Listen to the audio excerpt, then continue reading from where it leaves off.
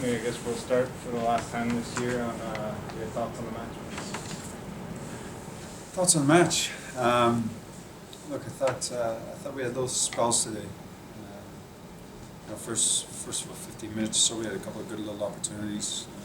Went a little bit direct. We asked Colm, because it was his first pro game.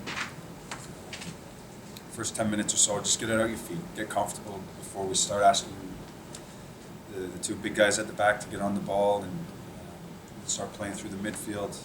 We wanted him to settle it a little bit. And as we did go along, Big Simon with his flick on, we got Gatas in and we got a couple of chances. Made a great save off of Ryan as well. But then I felt at times in the game we lost control of the midfield, the center of the park. We had to make a change. That's why we brought in Kyle and Wata to get in there with Joe, so we could start our movement in there and get on the ball, make it easy for the big guys at the back to give it to them and start playing. Then the second half, I thought we were in control. We had how many corners did we have? Set plays. We had a lot of corners, which shows you how much we were going forward and bombing on. But you know what? We were unlucky, and I think after the game there, we had a good little chat with the staff, and said I think we could have been playing for another hour, and I don't think that ball was going to go to the back of the net, because I still don't know how it didn't end up in the back of the net with some of the saves and the blocks, and that's credit to Halifax. I thought, they defended well today. They defended with everything, and they were determined to get something, and we just couldn't find a way to put it in.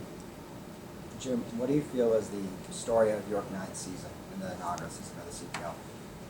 For me, I think it's. I spoke to the guys at the beginning of the game, and I said, look, I'm proud of what you become as a team, as individuals, as young men. They've grown an awful lot since that first game of the season to where they are now. They play with a lot more confidence.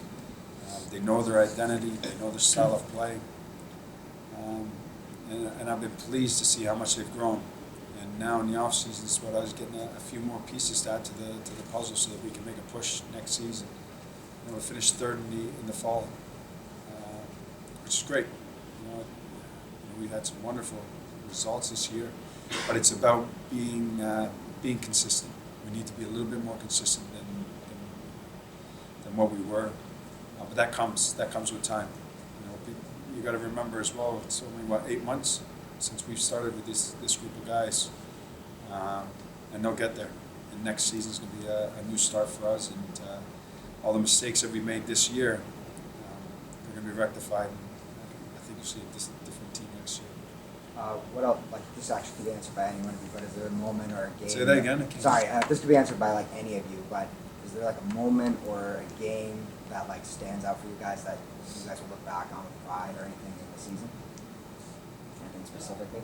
There are a few.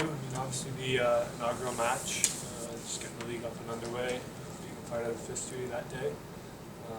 That'll stick with myself and the team, the staff, forever. I think as well you can look back at the Canadian Championship games against Montreal. That was a great experience for us.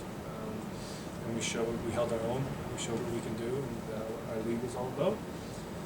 And then obviously last week beating Hamilton 4-0, that was up there as well. So it was a great season of ups and downs. We had good moments, we had bad moments.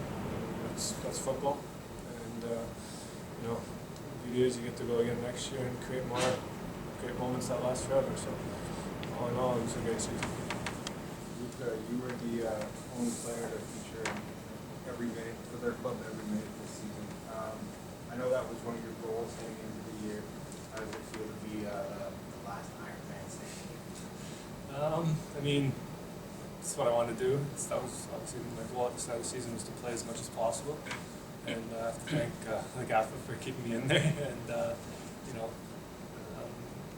was what I was looking for, to come back and play in my home country, and try to be a part of this new league to get it growing. And I just wanted to play as much as possible and continue to get better. So I'm pleased I was able to do that, and hopefully, knock on wood, I don't get injured, but I can keep that going. Jimmy, any idea of what Ryan will be up to next year? Any conversations? Yeah, there's going to be conversations. Look, we'd love to get him back next year. I think for me personally, I think Ryan was an absolute pleasure to work with, and it was great to see him grow as a young man and a professional footballer. He had a great season, a few goals, played almost every game for us, got called up to international duty, and that's full credit to him. And he's bought into everything that we were doing here, and it would be great to see if we can get him back next season. But we understand that he's still with Toronto FC, and then we'll have conversations with him just to see what his next steps are and where he's going to go with his career. But as a club, we enjoyed working with Ryan, and it was an absolute pleasure. Jimmy, you think was any kind of spell today that for Jimmy and Ryan, any kind of spell, because no matter what you guys did today, the ball didn't go to the net?